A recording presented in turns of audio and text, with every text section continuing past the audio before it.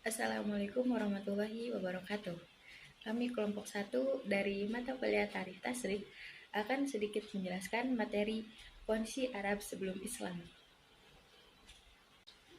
Penyebutan Jazirah Arab atau Al-Jazirah Al-Arabiyah yang dipergunakan oleh masyarakat Arab bagi kawasan sekarang. Secara kebahasaan, berarti the Island of the Arabs atau Pulau Arab. Meskipun sebenarnya kawasan itu lebih tepat disebut dengan Shibah Jazirah Al-Arab atau juga Semenanjung Arab.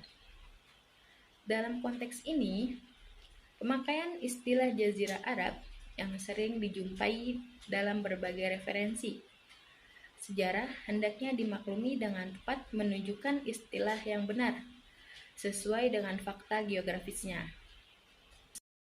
Semenanjung Arab secara geografis merupakan bagian benua Asia di sebelah barat daya yang dibatasi oleh Laut Merah di sebelah barat, Laut Arab dan Samudra Hindia di sebelah selatan, Teluk Oman dan Teluk Arab di sebelah timur, daratan Syam di sebelah timur, serta Teluk Persia di sebelah timur laut.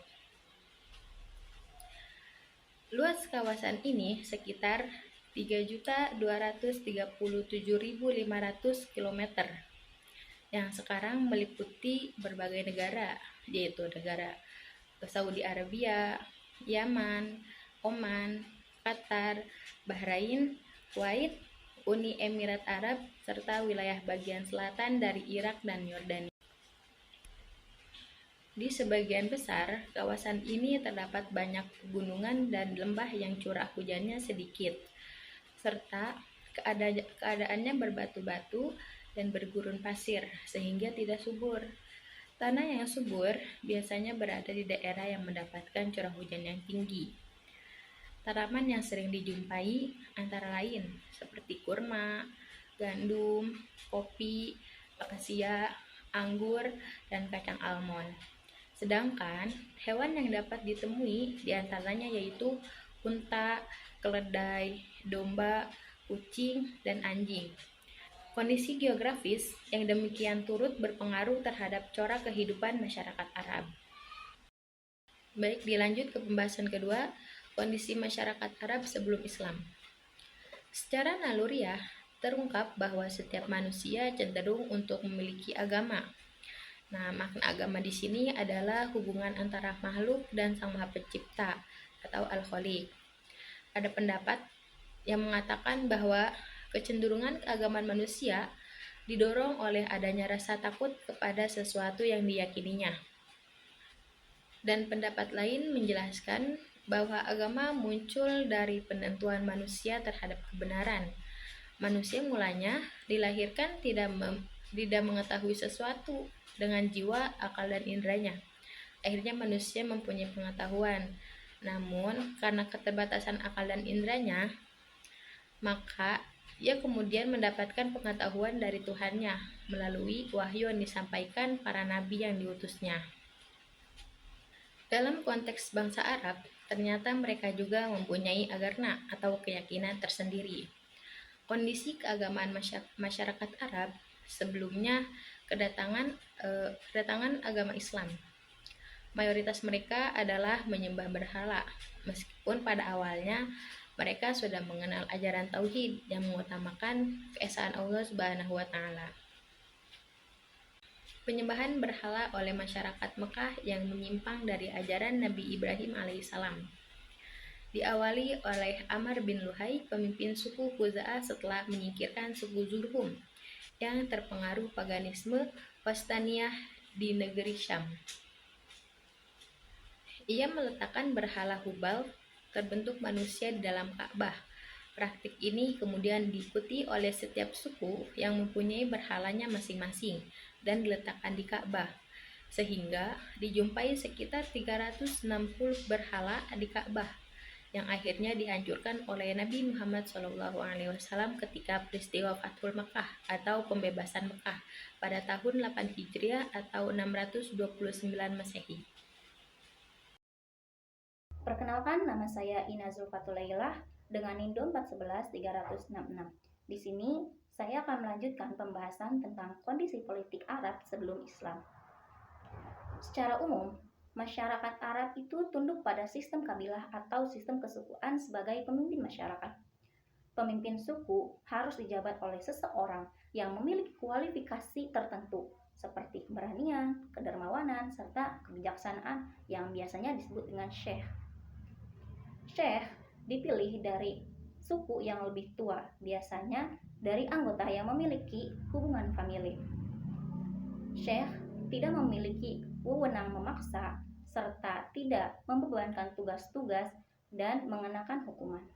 Setiap suku mengedepankan fanatisme kesukuan yang sangat berlebihan sehingga menimbulkan konflik yang sangat lama yang disebut dengan Ayyamul Arab atau peperangan Arab. Peperangan Arab ini biasanya dipicu oleh perselisihan pemimpin dan perebutan sumber air dan lahan-lahan yang subur yang mengakibatkan banyak korban yang berjatuhan. Adapun masyarakat Arab perkotaan yang tinggalnya sudah menetap mampu mewujudkan kekuasaan politik bahkan mendirikan kerajaan-kerajaan. Oke, selanjutnya saya akan menjelaskan tentang kondisi masyarakat Arab sebelum Islam. Faktor geografis ikut berpengaruh terhadap kehidupan ekonomi masyarakat Arab. Penduduk di daerah subur biasanya menggeluti pertanian seperti di kota Madinah, Taif, Yaman, dan sebagainya. Mereka menghasilkan kurma, biji-bijian, gandum, dan sebagainya. Sedangkan mereka yang bertempat di daerah strategis cenderung memilih perdagangan seperti di Mekah. Mekah berperan sebagai pusat perdagangan dikarenakan lokasi strategisnya yang terletak di perbatasan rute perdagangan antara Yaman dan Syria serta Yaman dan Irak. Selain pertanian dan perdagangan, masyarakat Arab juga membuat produk kerajinan seperti membuat kain wol, peralatan pertanian, bahkan alat untuk perang. Lalu masyarakat Arab juga mengolah hasil pertanian seperti mutiara dan minyak dan mengelola peternakan seperti memelihara dan mengembala hewan ternak seperti unta dan domba. Kondisi sosial Arab sebelum Islam.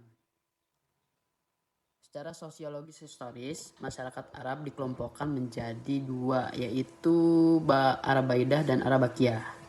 Arabaidah adalah orang yang sudah punah, namun keberadaan mereka disebutkan dalam kitab-kitab suci dan syair Arab.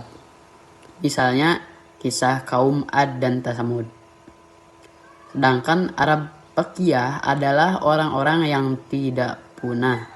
Mereka terbagi dua, yakni Aribah atau Arab asli dan Arab mustaribah atau mutakaribah, Arab pendatang atau naturalisasi. Dari segi pemukiman masyarakat Arab diklasifikasikan menjadi dua, yaitu penduduk pedalaman Baduy dan penduduk kota atau Hadhar. Informasi tentang pendudukan pedalaman atau Baduy didapat sejak 150 tahun. Sebelumnya kedatangan Islam berdasarkan pada keterangan dari syair dan periwayatan mereka.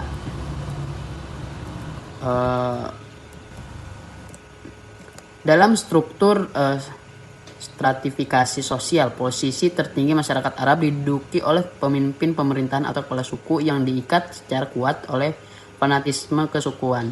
Status terendah biasanya dilekatkan pada kaum budak sebagai akibat negatif dari peperangan yang terjadi di antara masyarakat Arab.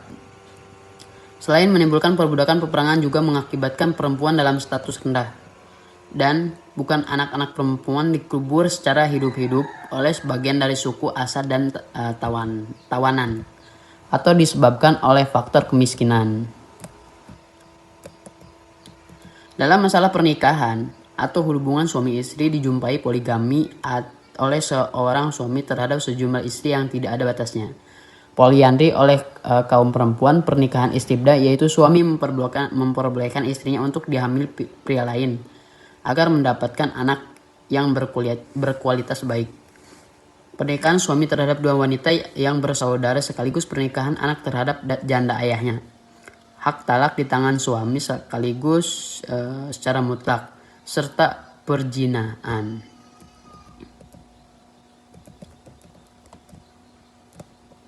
Selain kebiasaan-kebiasaan buruk yang disebut tradisi masa jahiliyah, yaitu masa kebodohan karena tidak mengetahui ajaran Allah Subhanahu wa taala sebelumnya adanya risalah Islam. Masyarakat Arab ternyata memiliki karakter positif yang layak diapresiasi. Di antaranya adalah kedermawanan, keberanian, kewibawaan, dan kesetiaan. Kondisi budaya masyarakat Arab sebelum Islam. Penjelasan mengenai aspek budaya di sini dibatasi pada kemajuan di bidang sastra, sebab keahlian sastra inilah yang sangat menonjol di kalangan masyarakat Arab. Meskipun demikian, sebagian mereka juga berhasil mencapai kemajuan yang lainnya, sebagaimana telah diuraikan dalam pembahasan mengenai kerajaan-kerajaan pra-Islam, misalnya dalam arsitektur. Pelaksanaan festival biasanya pada bulan-bulan suci, yaitu bulan Zulqa'dah, bulan Zulhijjah, bulan Muharram, dan bulan Rajab, bersamaan dengan aktivitas haji dan perdagangan. Demikianlah pemaparan mengenai kondisi masyarakat Arab sebelum kedatangan Islam dalam aspek geografi, agama, politik, ekonomi, sosial, dan budaya. Hal ini menunjukkan bahwa masyarakat itu mengalami degradasi parah, terutama di bidang keagamaan dan moralitas. Oleh karena itu, Allah Subhanahu wa taala mengutus manusia pilihan yang bernama Nabi Muhammad SAW agar tidak hanya diperuntukkan bagi masyarakat Arab, tetapi juga bagi seluruh umat manusia di muka bumi ini. Baik, terima kasih. Hanya itu yang bisa kelompok kami sampaikan. Kurang dan lebihnya mohon maaf. Wassalamualaikum warahmatullahi wabarakatuh.